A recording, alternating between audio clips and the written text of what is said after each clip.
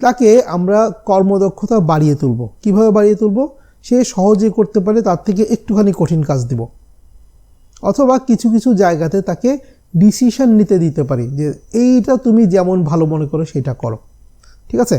যেমন আমি যদি আমার বাচ্চাকে বলি যাও কিছু সবজি কিনে নিয়ে আসো, কারণ সে আমাকে জিজ্ঞেস করবে কী সবজি আনবো, তখন আমি তাকে বলতে পারি যে তোমার যা যা ভালো মনে হয় সেটা নিয়ে আসো।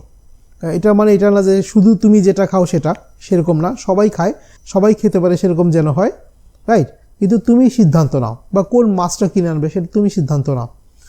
ঠিক আছে? তো এইভাবে করে আপনি অফিসের মধ্যেও আপনার টিম মেম্বারকে এমন কোনো কাজ দিতে পারেন যেখানে তার ক্রিয়েটিভিটি দেখানোর সুযোগ আছে, অথবা সে নিজে কিছু ডিসিশন নিতে পারে, বা স্বাভাবিক যে কাজ তার থেকে একটু কঠিন কাজ, যেটা করতে তাকে একটু বুদ্ধি খরচ করতে হবে, তাকে একটু স্ট্রাগল করতে হবে, সেরকম একটি কাজ দিয়ে তার কর্মদক্ষতা বাড়িয়ে তুলতে পারেন।